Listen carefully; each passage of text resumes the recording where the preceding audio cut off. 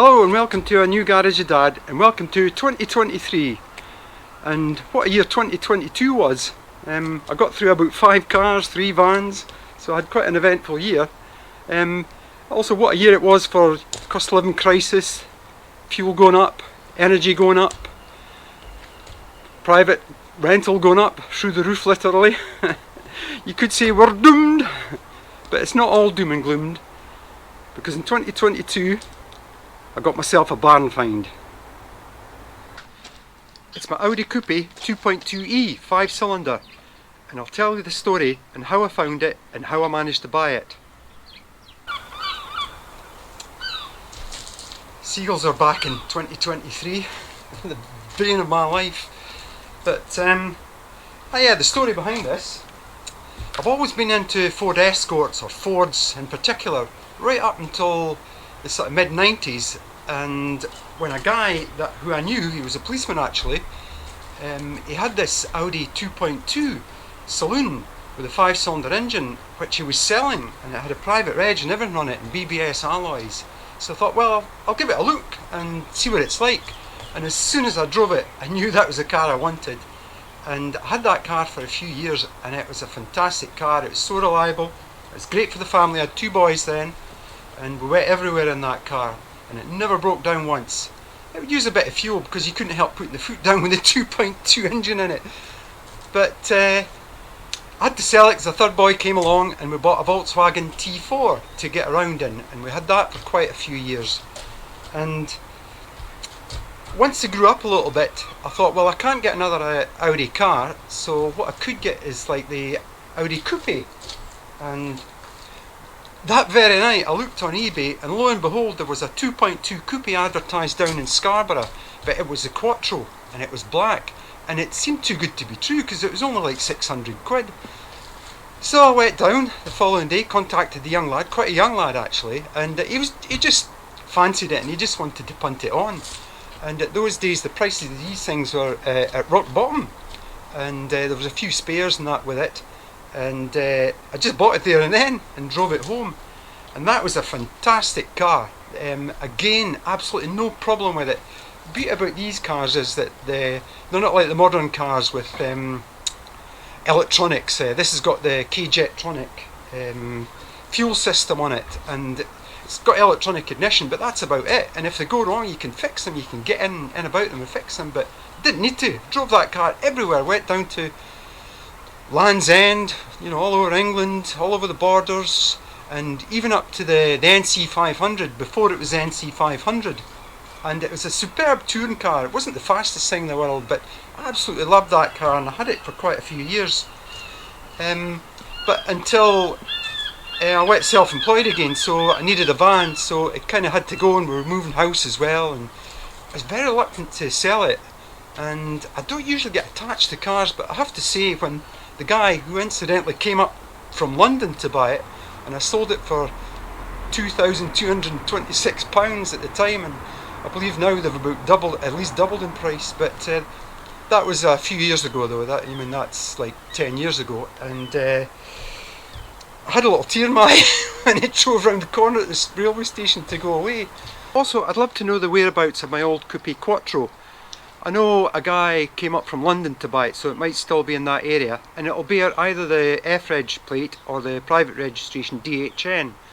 If anybody knows, please contact me through the comment section below or message me through YouTube.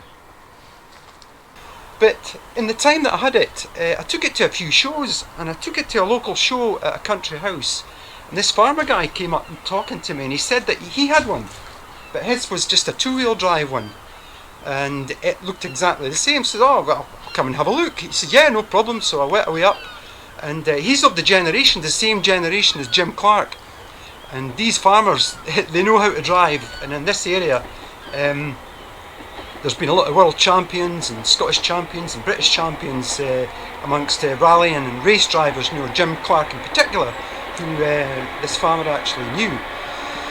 So I went away up to have a look, and it was still in reasonable condition then, and all that he basically used it for was to go to a casino twice a week, because he just used his Land Rover at all other times.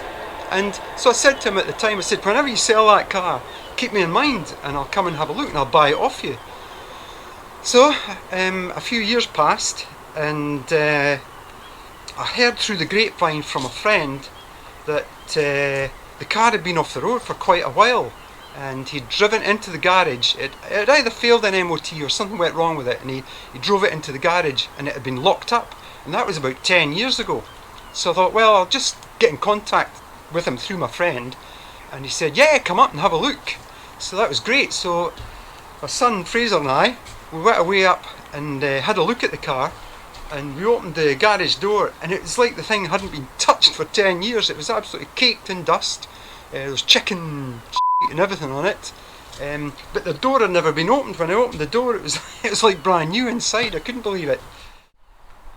So because it hadn't been started for over 10 years, I got it trailered back to the house, and I actually took off the whole of the front end because I was going to have a look at the cam belt. And also these cage electronics, if you leave them for a period of time, there's a little plunger in here that raises and lowers, and it gets stuck with sort of dirt or whatever that's in the fuel. So I stripped down the whole front end. I wanted to look at the car anyway, and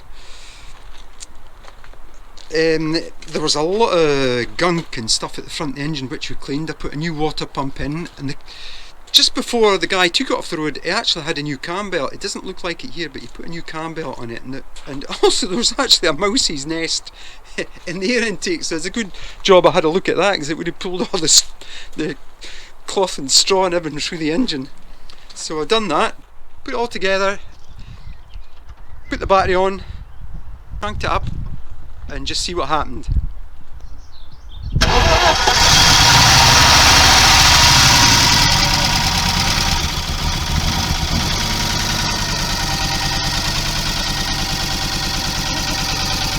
First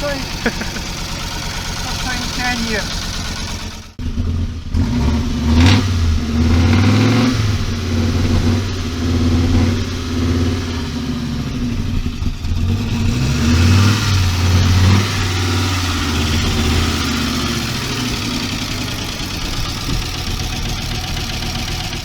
So it started first time, which was great, and so I thought I'd have a really good look at it underneath after that. So I looked underneath, and here the oil sump was leaking badly, and it was leaking a lot of oil. And also I had a look at the suspension components, and it needed absolutely everything underneath. I mean, these cars, they're galvanised, the main body's galvanised, but the wings aren't, and there was other little dents where people had jacked the sill up, and there's a dent there, and lots of odds and ends round about it. But I knew there was a good car underneath it, and also the interior was immaculate. So it sat in my drive for about a year, wondering what to do with it, and at the end we were moving house again, so very reluctantly I decided to sell it on again. So I stuck it on eBay that night, because I thought if I don't do it, I'm not going to do it, and it's just going to sit and rot away. And although it looked like a scrapper, it wasn't. I knew there was a good car in there. So I advertised it on eBay, and within 10 minutes this guy from Keith from Newcastle got in contact with me. He says, I'll buy it off you. He says, what do you want for it? And I said, well, £1,000, because I'd actually got a whole dose of spares for it as well. And off a car another guy was breaking, so I just sold it with all those as well. And he says, look, I'm an enthusiast, I really want to have this car as a winter project, because he has a son who needs constant attention, so he's constantly at home and he needs things to do. And he was actually a time-served spray painter and panel beater, and he says, look, that bodywork's absolutely no problem. And he hadn't even looked at it, and he sent his guy up with a car and trailer and took it away that night. So that was that, it was gone. And you know, there's always one car that you or in my case two, that you really want to keep and don't sell. And that was my old Audi Coupe, the original Audi and the Audi Coupe. And I thought afterwards, you know, what have I done? I've sold the only car that I'd really want to keep. So as I said, I don't really get attached to cars. And time went on, and here Keith started sending through photos of which I asked him to do. He was sending photos through from, you know, the progress that was being made on it. And He actually purchased a lot of new parts. He shot blasted all the suspension, put new brake calipers on, a whole list of stuff, and I've got receipts for everything that he's done in it. And I think at the back of his mind he knew that if I came down and had a look at it, I wanted to buy it back. So one day I did go down and have a look at it, and of course I asked the question, do you want to sell it? He says, I knew you'd ask me that. And we agreed a price, and within 2 or 3 weeks I got the garage all cleaned out and I got the car back.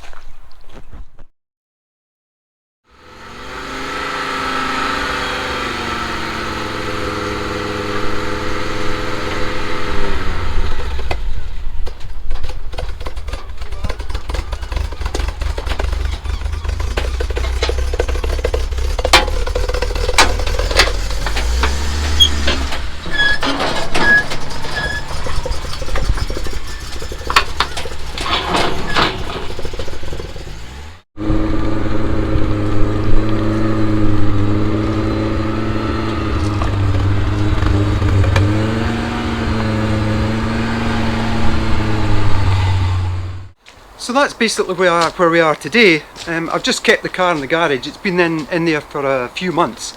I was really wanting to keep it until springtime, but I really want to get it going. And with the K-Jetronic system, I had to dismantle it and clean it all.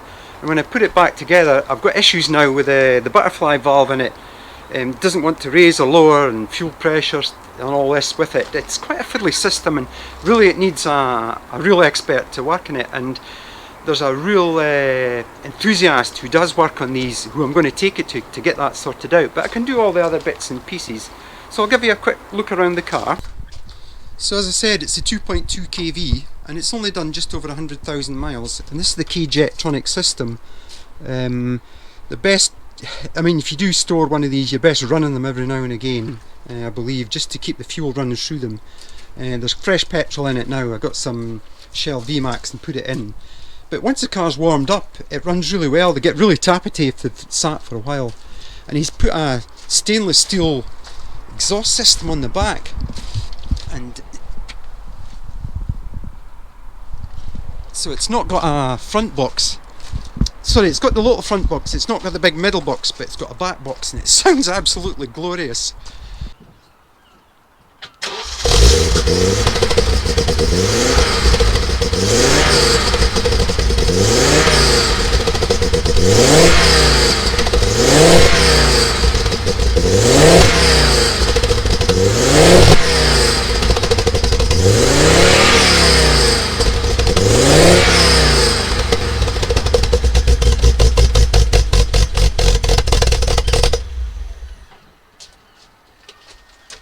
The condition of it is really good, and it's got the original gauges and the original keys and everything in it. It's 104,000 miles,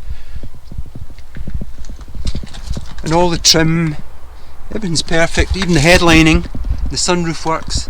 You know, everything. I say everything works in it. I had to take the headlamps off, and there's one or two. I've not got any water in it at the moment, you know, because it's winter and it's an open garage. But I'm really pleased with it. Really pleased with the interior. So I'll just give that a good clean out. And for painting it in his workshop at the back of his house, he's made an absolutely fantastic job of it. When you look along there, it's absolutely shining. But he got these wolf-race alloys for it, and he's painted them copper. I'm just not sure if I like them or not. So leave a comment in the comment section below whether you like that. But I'm thinking about doing them a sort of graphite colour. Now, when he was at it, these rubber trims along the bottoms of the doors, they're really bad for going in the coupes and the cabriolets. So he actually purchased a new set from Germany. They cost 340 quid alone just for those, but it really does make the car. I'm really pleased he done that. He kept the original doors. I didn't need to redo them, the original bonnet. He didn't paint the roof or the tailgate. It's got all the original lights in it. You can see I've still got a lot of all the interior panels and trim to put back on.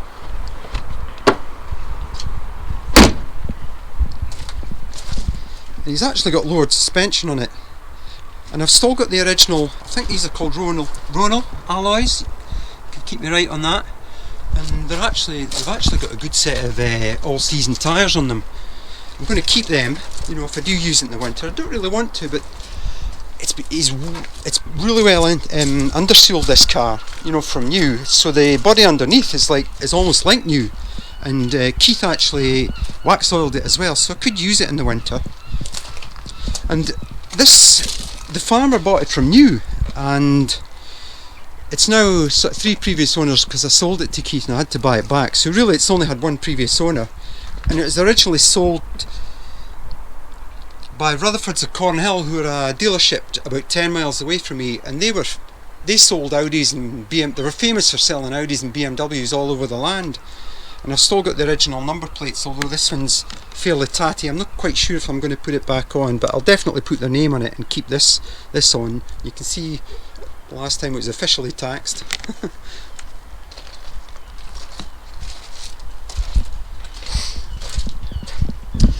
And Rutherfords of Cornhill, of course I knew all the mechanics here, and I just happened to be speaking to one of the mechanics. He's got his own business now, who used to work there, Kevin.